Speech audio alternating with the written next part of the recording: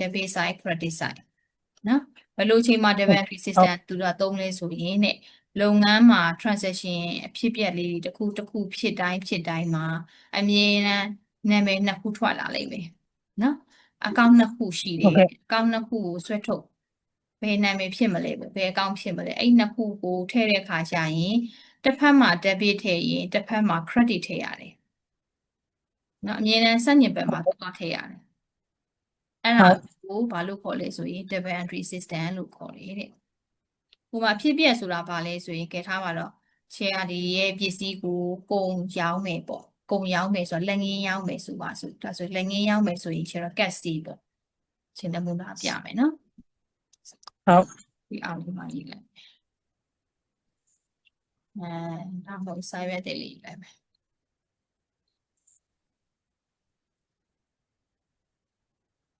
ဆိုရင်ထားပါတော့ cash စီလုပ်မယ်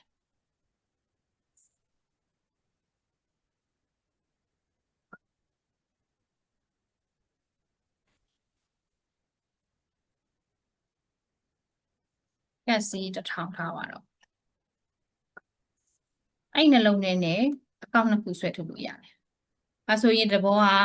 ဒီနေ့လက်ငင်းရောက်လိုက်တယ်ဒီနေ့ပေါ့နော်လက်ငင်းရောက်လိုက်တဲ့ပတ်စံဒီ1000ရှိတယ်ပေါ့။အဲဆိုရင်ကျတော့ဒါ transaction ဖြစ်ပြက်ကဒါလေးပဲ။နော်။ဟုတ်ကဲ့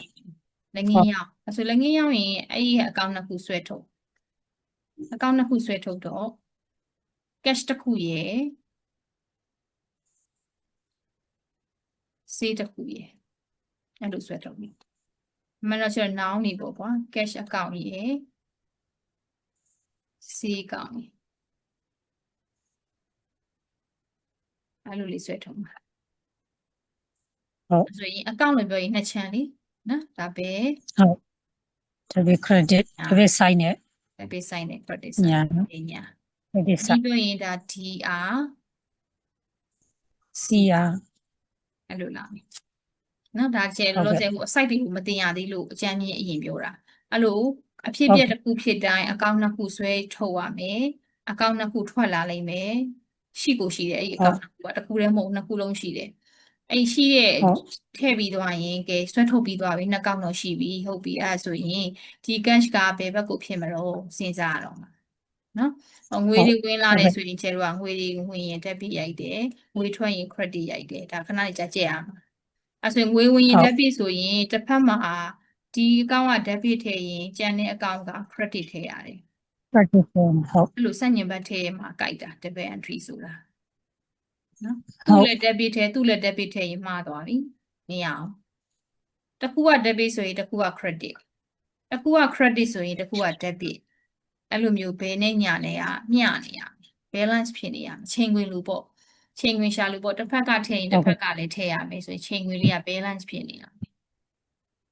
အလေးသာသွားလို့မရညှီးနေရမှာဟိုဘက်ဒီဘက်နော်ဟုတ်ကဲ့အဲ့ဒါကိုဘာလို့ခေါ်လဲဆိုရင် entry လို့ခေါ်တယ်အဲကြောင့်မလို့ debit entry ရဲ့ system ရဲ့အဓိပ္ပာယ်ဒီနော် debit entry system ဒီလုပ်ငန်းတစ်ခုမှာအဖြစ်ပြက်တစ်ခုဖြစ်တိုင်းဆိုတာဒီမှာအဖြစ်ပြက်ဆိုတာကမိကုံးလေးတွေလာမှာဆိုဒီလိုမျိုးလေးအကြောင်းအရာလေးမိကုံးလေးခဏနေကြရင်တွေ့ရတယ်ဒီလိုလေးပေါ့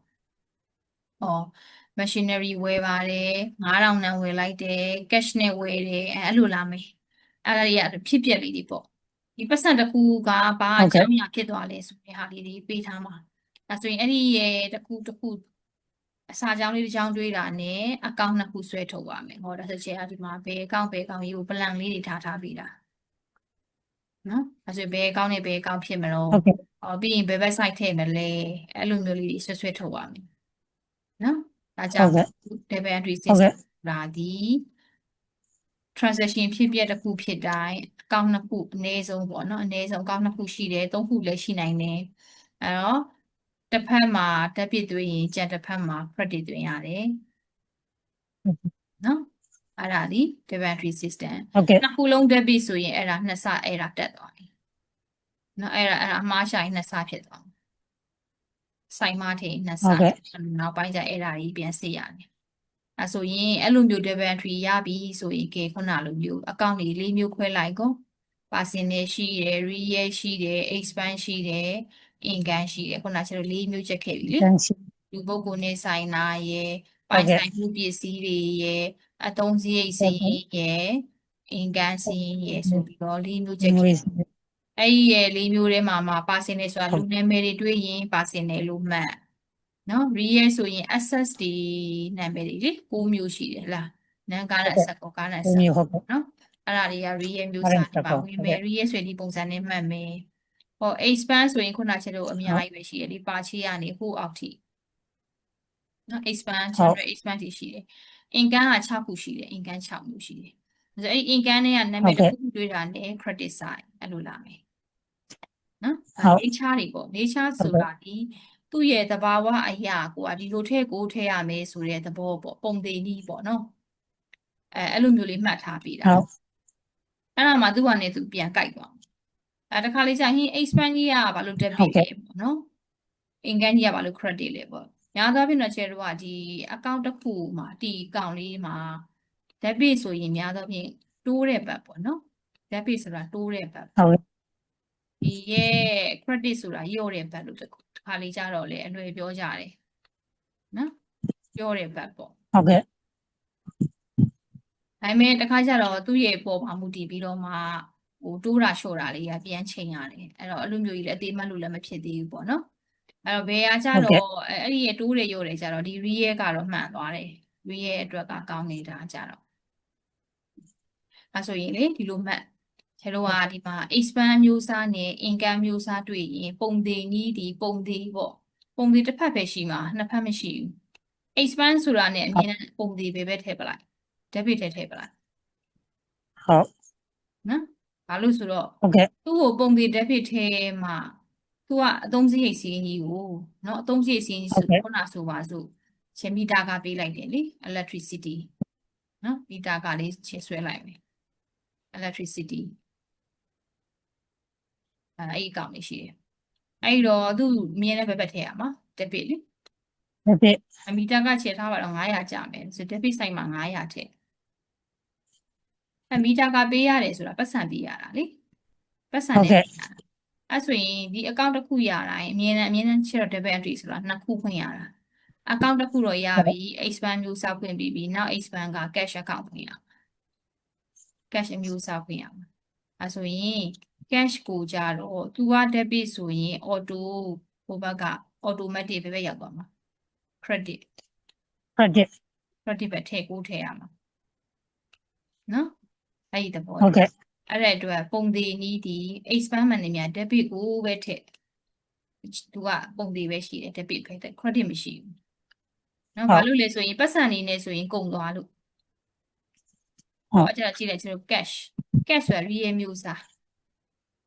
cash to bank လို့ဆိုတာ real မျိုးစားတွေမှာ access တွေလေ ဒီမျိုးဆက် ဟော real မျိုးစားတွေဆိုတာက real မျိုးစားတွေဒီငွေဝင်ဝယ်တယ်ဆိုရင် access ဆိုတာဝယ်တာဒါမှမဟုတ်ရင်ငွေဆိုရင်တိုးတာပေါ့နော်ငွေဝင်တာပေါ့အဲ့ဆိုတော့ငွေဝင်ရင် debit ငွေထွက်ရင် credit credit နော်အဲ့ဆိုရင်လေ ဟုတ်ကဲ့ access တွေဝယ်တယ်ဆိုတာကဘာတွေလဲဆိုရင်ကိုပစ္စည်းကြီးကြီးမားမားကြီးတွေ machinery တွေဝယ်တယ် furniture တွေဝယ်တယ်ငွေဆိုရင်ဝယ်တယ်လို့မသုံးဘူးလေငွေဆိုရင်ဝင်တယ်လို့သုံးတာ ဟုတ် အဲ့ဒါခြေလိုလေး hash ဟုတ် လေး ကဲ့ ထားတယ်နော်ဆက်လက်လေးအော်ပေါ့ဟိုပစ္စည်းတွေဆိုရင်ဝယ်တယ်လို့ပါမယ်ငွေဆိုရင်ဝင်တယ်လို့ပြောမှာပေါ့ ဟုတ် အဲ့ဆိုရင်ငွေဝင်ရင်ဘယ်ဘက်ရိုက် debit ရိုက် debit ရိုက် တနည်းပြောရင်ငွေတွေကိုတိုးလာစေတာ access တွေဆိုရင်လည်းတိုးလာ ဟုတ် တာကားထပ်ဝယ်တယ်နေရင်တော့တစ်စီးရှိတယ်အခုနှစ်စီးထပ်ရှိသွားပြီဆိုတာတိုးလာတာ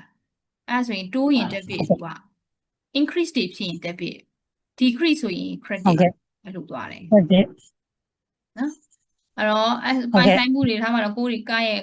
ကိုယ်မှလုပ်ငန်းမှာရှိတဲ့ကား3စီးရှိတယ်မလို့ဘူး2စီးလောက်ဆိုရပြီဒါဆိုတစ်စီးကိုရောင်းစားပြင်မယ်ဆိုရင်ဒါဆိုရင် asset တွေကိုရောင်းစားတဲ့ကိစ္စလေးပေါ်လာပြီပေါ့အဲ့ဆိုတော့ရောင်းစားရင်ကိုယ့်ရှီကနေထွက်သွားတာမို့လို့ညော့သွားမှာအဲ့ဒီအတွက် asset တွေရောင်းစားတာပဲဖြစ်ဖြစ်ငွေဆိုရင်ရောင်းတယ်လို့မသုံးငွေဆိုရင်ထွက်တာနော်ငွေဆိုရင်ထွက်တာ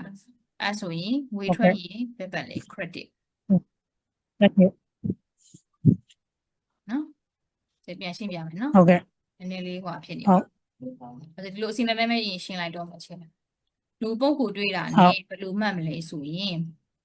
လက်ခံနေသူလားပေးတဲ့သူလားလို့မှတ်နော်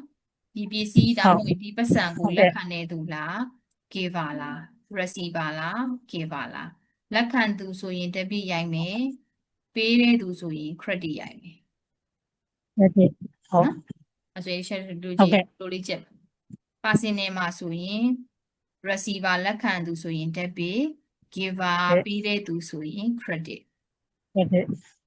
နော်ဆိုကြည့်ပါအဲ့လိုလေး ဟုတ်ကဲ့ personal မှာ အဲ့ဒီမှာ receiver ဆိုရ လက် င် ခံသူဆိုရင် လက်ခံသူဆို debit ရင် debit giver giver ပေးတဲ့သူ ဆို ဆို ရ ရင် င် credit credit credit နော် receipt ဆိုရင် ဟုတ်ကဲ့ receipt ဆိုတာတွေ့လား receipt ဆိုရင် debit ပေါ့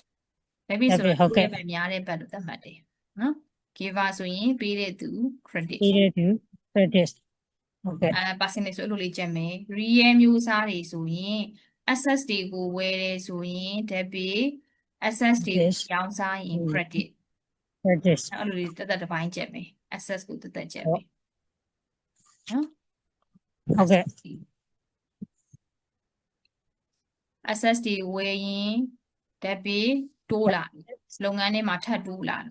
access တွေရောင်းစားရင် credit လုပ်ငန်းထဲကရော့ credit ဟုတ်ဟုတ် နော် access ဆိုရင်အဲ့လို ဟု လေး တ် ကြ ကဲ့ က်အဲ့လိုပဲငွေတွေ့မှာပဲငွေဆိုတာ2မျိုးရှိတယ်ချင်းတို့က cash လားဘဏ်လားနော်လက်ထဲမှာရှိတဲ့ငွေလဲ cash ပဲဘဏ်ထဲမှာရှိတဲ့ပတ်စံလဲ cash ပဲငွေလို့ပဲသုံးမယ်နော် ဟုတ်ကဲ့ ဘာနဲ့ပဲလာလား cash နဲ့ပဲလာလားဘဏ်နဲ့ပဲလာလားငွေဝင်ရင် debit ငွေထွက်ရင် credit အဲ့လိုလေးဆိုမယ်ငွေဝင်ရင် debit ငွေထွက်ရင် credit credit နော်ဆိုကြည့်ပါငွေဝင်ရင် debit debit ငွေထွက်ရင် credit credit access တွေဝယ်ရင် စက်တွေဝယ်ငွေဝင်တယ် access တွေဝယ်တာပဲဖြစ်ဖြစ်ငွေဝင်တာပဲဖြစ်ဖြစ်အဲ့လိုနှစ်ခုလုံးရောကြက်လဲရတယ်ဒါမှမဟုတ် access ကိုတက်ကြည့်ချက်ချင်း access တွေဝယ်ရင် debit access တွေရောင်းစားရင် credit ငွေ credit ဝင်ရင် debit ငွေထွက်ရင် credit credit နော်အဲ့ဒီနှစ်ခုပဲဘယ်လိုရှိလဲဒီ personal နဲ့ real ပဲ debit တွေ credit တွေရှိနေတာနော်ဒီလားဒီဘက်ကနှစ်ခုပဲရှိနေတာဟိုဘက်ကနှစ်ခုကရှင်းတယ် expense ဆိုတာနဲ့အသေး debit income ဆိုတာနဲ့ပုံသေးပဲဘက်ဖယ်လေ credit credit ပဲနော် နော် expense ဆိုတာနဲ့ debit လို့မှတ် income ဆိုတာနဲ့ credit side ထည့်မယ်ဆိုကြည့်ပါ expense ဆိုတာနဲ့ debit လေးထည့် debit income ဆိုတာနဲ့ credit credit ပုံသေးထည့်မယ်ပုံသေးလို့မှတ်ထားပေါ့ပုံသေး ဟုတ်ကဲ့ ဒီချမ်းမရှိမှာဟိုဘက်ချမ်းနေမရှိဘူးရမယ်နော်အဲ့ဆိုရင်ပြန်ဆိုပြမယ် personal မှာ receiver ဆိုရင် debit လက်ခံသူဆိုရင် debit giver ပေးတဲ့သူဆိုရင် credit real မျိုးစားတွေမှာ access တွေဖြစ်နေရင် access တွေဝယ်ရင် debit access တွေရောင်းစားရင် credit ငွေအနေနဲ့ဆိုရင်ငွေဝင်ရင် debit ငွေထွက်ရင် credit ဟုတ်ကဲ့ ငွေထွက်တယ်ဆိုတာငွေကုန်တာပေါ့ ဟုတ်ကဲ့ expense ဆိုတာနဲ့ debit expense ဆိုတာနဲ့ debit income ဆိုတာနဲ့ credit credit နော်အဲ့လိုလေးဆိုပါအောင် personal မှာ receipt လက်ခံသူဆိုရင် debit giver ပေးသူဆိုရင် credit real ကောက်ပါဆိုရင်အဆက်ဒီမှာဝယ်လို့ရှိရင် debit အဆက်ဒီရောင်းလို့ရှိရင် credit ငွေဝင် expect မှာ expect ငွေဝင် ငွေဝင် ရင် debit ငွေထွက်ရင် debit ဝယ်ရင် credit ဟုတ် expense ဆိုတာနဲ့ debit debit ထည့်ရမယ် income ဆိုတာနဲ့ credit credit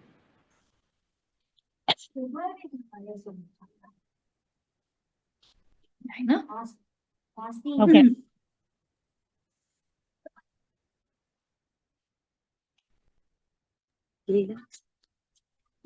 နော်ဆိုတော့အချင်းတို့မှာနမူနာလေးလုပ်ကြည့်ရအောင်နမူနာမလုပ်ကြည့်ခင်ဒီမှာ inventory ခုနလေဒီ real တွေကိုဝယ်မယ်ပေါ့ ဟုတ် ဒီမှာဒါလေးရင်အတွက်ရင်ရှင်းပြထားတယ်ဒါလေးပြန်ပြီးနှွေးမယ်ဆိုရင် access တွေဝယ်ရင်ဘယ်ဘက်လဲ debit debit နော် access တွေရောင်းရင် credit credit access တွေဝယ်ရင် debit debit access တွေရောင်းရင် credit credit ငွေဝင်ရင် debit debit ငွေထွက်ရင်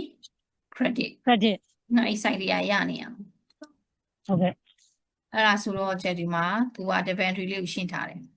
ကဲ access တွေဝယ်မယ်ပေါ့နော် access တွေဝယ်မယ်ဆိုရင်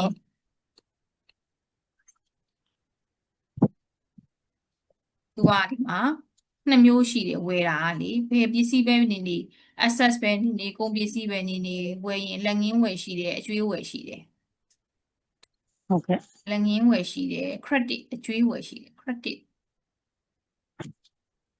နော်အဲ့ဆိုရင်ပါချိလုပ်မယ်ဒါမှမဟုတ်အဲ့ဆိုစလုံးလေးတွေကြည့်လိုက်ပေါ့ရှေ့မှာ grammar တင်မယ်ဆိုရင်ပေါ့ဝယ်သည်တဲ့နော်ပါချိဆိုတာလေဝယ်သည်အဲ့ဆိုဝယ်တယ်ဆိုတဲ့စလုံးလေးတွေပါလာပြီဘာကြီးကိုဝယ်တာလဲနန်းကားတဲ့အဆက်ကြီးကိုဝယ်တာဒီနည်းပြောရင်furniture တို့ motor van တို့ machinery တို့အဲ့ဒီပစ္စည်းနာမည်လေးပါလာလိမ့်မယ်အဲ့လိုမျိုးတွေဝယ်တယ်လက်ငင်းဝယ်လားအကျွေးဝယ်လားဆိုတာရှိတယ်လက်ငင်းဆိုတာနဲ့ပတ်စံနဲ့ချိတ်နော်အမြဲတမ်း transaction တစ်ခုဖြစ်တိုင်း inventory system ရဲ့သဘောတရားသည် transaction တစ်ခုဖြစ်တိုင်း account နှစ်ခုဆွဲထုတ်ရမည်ပထမအကောင့်က debit ဆိုရင်ဒုတိယအကောင့်က credit ပထမအကောင့်က credit ဆိုရင်ဒုတိယအကောင့်က debit နော်ဒါကြောင့်အမြဲတမ်းနှစ်ခုဆွဲထုတ်ရတယ်အဲဆိုရင်ပစ္စည်းဝယ်တယ်ဆိုတော့ဒီပစ္စည်းရဲ့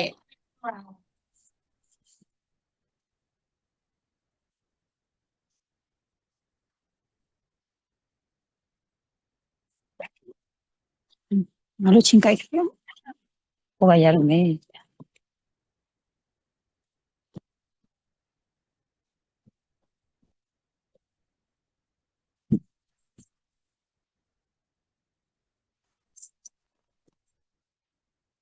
ဆက်အေးဆိုရဒီဆက်ဆောင်ပါရရင်တော့ခြေခဏလေးဟိုကဖြစ်သွားလို့အဲ့တော့နန်းကားနဲ့အဆက်ဝယ်တယ်ဆိုတော့နန်းကားနဲ့အဆက်အကောင့်ကြီးထွက်လာပြီဒီလားအဲ့အဆက်နာမည်လေးထွက်လာပြီအဲ့အဆက်နာမည်လေးထွက်လာတယ်ဟောဒါဆိုပထမအကောင့်ကဘယ် debit လား credit လားကိုမသိသေးဘူးเนาะဒါပေမဲ့ခုနကချက်လို့ကြက်လိုက်တဲ့ဇီယာကွက်လေးထဲမှာလေ access တွေဝယ်ရင်ဘယ်ဘက်ဖြစ်မှာ debit debit ထဲမှာဒီဘက်မှာ debit ထဲမှာအဲ့ဆိုဒီ access နာမည်တစ်ခုခုမှာ debit ဖြစ်မယ်နော်အဲ့ဆိုတစ်ချမ်းရှိပြီတစ်ချမ်းကိုရနေပြီတစ်ချမ်း debit အသေးရရင်နောက်တစ်ချမ်း auto ဘယ်ဘက်သွားမှာနောက်တစ်ချမ်းက credit သွားမှာ credit သွားမှာအဲ့နောက်တစ်ချမ်းဆိုတာဒီကျတော့လက်ငင်းဝယ်တာလားအကျွေးဝယ်တာလားဆိုတာစဉ်းစားမှာနော်လက်ငင်းဝယ်ရင်ပတ်စံနဲ့ချိန်မယ်ပတ်စံနဲ့ချိန်မယ် cash နဲ့ဝယ်တာလားဘဏ်နဲ့ဝယ်တာလားဘာနဲ့ပဲဝယ်အဲ့ဒီ cash နဲ့ဘဏ်အကောင့်မှာဘယ်ဘက် site ဖြစ်မှာ credit side credit side ဘာလို့လဲပတ်စံထွက်သွားလို့ပတ်စံကုန် ဟုတ် ဒီပစ္စည်းဝယ်တော့ပတ်စံကုန်တော့ပတ်စံဆိုရင်ငွေထွက်ရင်ဘယ်ဘက် side credit side credit side နော်အဲ့လိုပြောတာအဲ့ဆိုရင်အမြဲတမ်း transaction တစ်ခုဖြစ်တဲ့အကောင့်နှစ်ခုဆွဲထုတ်ဆိုနန်းကားတဲ့အဆက်ကိုဝယ်တယ်လို့ပိုင်နန်းကားတဲ့အဆက်အကောင့်လေးတစ်ခုထွက်လာပြီအချင်း machinery ဝယ်ရင် machinery နာမည်လေးနဲ့ရေးမယ် machinery အကောင့်ပေါ့နော်ဟုတ်အဲ့ဒီဝယ်တာမလို့ debit အဲ့ဆိုတချမ်းကလက်ငင်းဝယ်ရင်လက်ငင်းရဲ့ cash bank မှာ credit ဟောအကျွေးဝယ်ရင်ပေးပဲပေါ့နော်အကျွေးရှင်နာမည်ပါလိမ့်မယ်အကျွေးဝယ်တယ်ဆိုရင်ကုမ္ပဏီနာမည်ထားပါတော့ဒါတခြားသူကိုယ့်ရဲ့မိတ်ဆွေရဲ့နာမည်အဲ့လိုလေးရှိတယ်ပေါ့နော်ပေးထားလိမ့်မယ် credit ပါရှိလောက်တာနဲ့နောက်ကအကျွေးရှင်နာမည်ပါတယ်အဲ့ဒီအကျွေးရှင်နာမည်မှာပါရိုက်မယ် credit ရိုက်မယ်ဟိုပတ်စံဆိုတာနဲ့ cash နဲ့ဘဏ်နဲ့တခုခုမှာ credit ရိုက်မယ်နော်ဘာနေပဲဝယ်တွေ့လားဘာနေပဲဝယ်နန်းကားတဲ့အဆက်အကောင့်ကြီးမှာ debit ပဲဘာနေပဲဝယ်လက်ငင်းပဲဝယ်အကျွေးပဲဝယ် credit ပဲနော်ဟုတ်ကဲ့ရမလားဟုတ်ကဲ့ဟုတ်နော်ဟုတ်ကဲ့အဲ့ဆိုရင်ခုနရဲ့ဇီယာကွက်လေးတွေကဒုတိယကွက်လေးပြန်ပြောပါအောင် access တွေဝယ်ရင် debit access တွေဝယ်ရင် debit ဝယ်ရင်လည်း debit access တွေရောင်းထားရင် credit ထွက်ရင် credit နော်ဒါလေးဒီကခုနဟာလေးရှင်းလိုက်တယ်ဟုတ်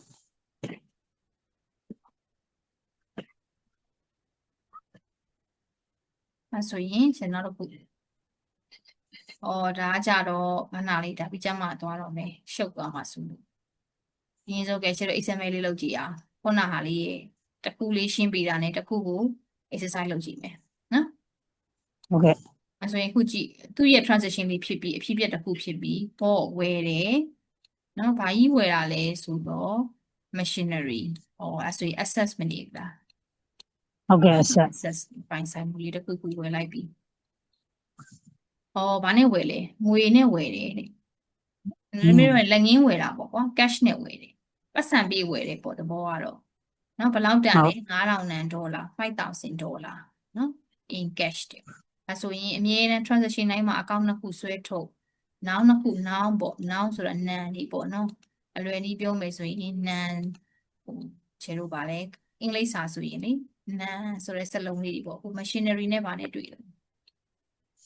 machinery နဲ့ပေါ့တက်နဲ့တွေ့ machinery နဲ့ cash နဲ့တွေ့တယ်ဟို box ဆိုတာ way ဒီဆိုတာ verb form ကြီးလေ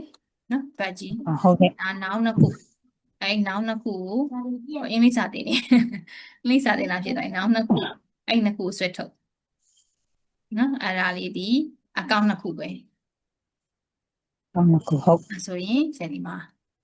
ဒီနေရာလေးမှာနာမည်ရေးလိုက်မယ် machinery account ရယ်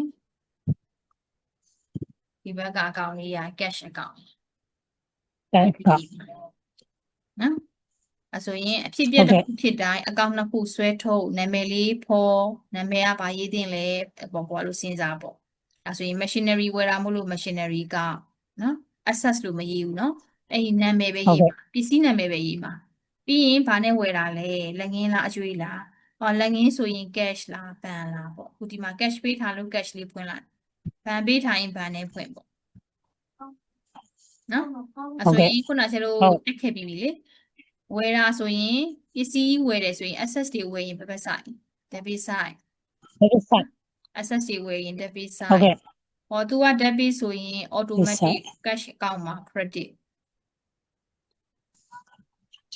အဲ့လိုလေးခွဲရအောင်ကိုကျွမ်းကျင်တဲ့တစ်ဖက်ကိုလေအသေးမှတ်လိုက်သေးလားကိုကျွမ်းကျင်တဲ့ဘက်ကိုအရင်ထည့် ဟုတ်ကဲ့ အရင်ထည့်လိုက်တာနဲ့ဟိုဘက်က automatic ဆန့်ကျင်ဘက်ကိုဖြစ်ရမယ်ဒီဘက်က debit ထည့်လိုက်ရင်တစ်ချမ်းက credit ဖြစ်ရမယ်ဒီဘက်ကို credit ထည့်လိုက်ရင်ဟိုဘက်တစ်ချမ်းက debit ဖြစ်ရမယ်အဲ့တော့ပူရတဲ့ဘယ်ဘက်ကိုပူရလဲဘယ်ဘက်ကိုပူနားလေလွယ်လဲအဲ့လွယ်တဲ့ဘက်ကိုအရင်ထည့်လိုက်နော်ငွေဘက်ကိုရင်စဉ်းစားမယ်ဆိုလည်းရတာပဲဟုတ်လားငွေကိုရင်စဉ်းစားမယ်ကွာဒီလားဒီ machinery ကိုစဉ်းစားတာခက်တယ်ထားပါတော့အဲ့ဆိုငွေကိုပဲစဉ်းစားမယ်ဒီပစ္စည်းကိုဝယ်တိုင်းဘာနဲ့ဘလို့ပဲဝယ်နော်ပစ္စည်းပဲဝယ်ကုန်ပစ္စည်းပဲဝယ်ရင်ပတ်စံဘာဖြစ်မှာကုန်ပါလေနော်ဝယ်တာနဲ့ boss ဆိုတာနဲ့ဘာဖြစ်ပြီလဲပတ်စံကုန်ပြီပတ်စံထွက်မှာပတ်စံထွက်မယ်ဆိုတာနဲ့အဲ့ cash account မှာငွေထွက်တာနဲ့ပဲပဲဆိုင်ငွေထွက်ရင် credit ငွေဒီ debit ထွက်ရင် credit အဲ့လိုမှတ်တာနော်ငွေဝင်တာနဲ့ debit ငွေထွက်တာနဲ့ credit အဲ့ဆိုရင်ကိုရီးယားဒီ$9,000ဆိုပြီးထည့်ရမှာချင်းတို့ကဒီဘက်ဆိုင်မှာ$9,000ထည့်ဒီဘက်ဆိုင်$9,000ဆိုတာနဲ့ automatic ဟိုဘက်မှာ debit auto ဘယ်ဘက်ကစဉ်းစားမှန်းနေရမယ်နော်အဲ့ဆိုရင်ကိုဘယ်ကိုရတယ်ငွေဘက်ကိုရင်စဉ်းစားနေရတယ်ဒီလားငွေဝင်တာလားငွေထွက်တာလားငွေဝင်ရင် debit ရိုက်လိုက်ငွေထွက်ရင် credit ရိုက်လိုက်နော်ရမလားဟုတ်နားလေနော်နားမလဲချက်ရတယ်အဲ့ဆိုရင်နံပါတ်1ဟုတ်ကဲ့ပြောင်းမြန်ခုနဝယ်တာခုကြတော့ရောင်းစားပြီဆိုဆိုတာရောင်းသည် verb ပေါ့နော်ဟုတ်အာယုရောင်းစားတယ်ဆိုရင်ကားတစ်စီးရောင်းစားပြီပေါ့ဒါဖိခိကေလက်ငင်းမဲရောင်းမယ်ပတ်စံလို့ငွေလို့ပြန်ရောင်းမယ်နော်အဲ့ဆိုရင်ဒီပစ္စည်းရောင်းမယ်ဆိုရင်ငွေရလာမှာဘာပဲရောင်းငွေတွေဝင်လာမှာနော်ဘာပဲဝယ်ငွေဘာဖြစ်မှာပုံမှာဘာပဲရောင်းငွေဘာဖြစ်မှာငွေဝင်လာမှာငွေရကိုရှိကိုလက်ထဲရောက်လာမှာကိုကငွေလို့ရောင်းတာဟုတ်နော်ငွေတွေများလာမှာလေ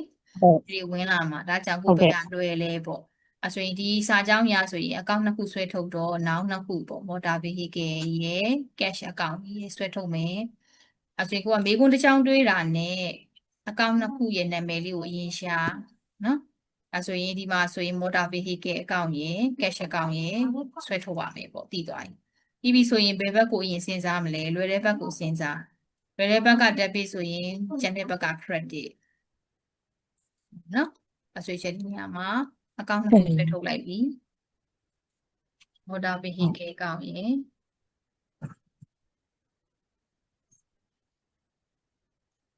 ဒီဘက်က cash account ရယ်နော်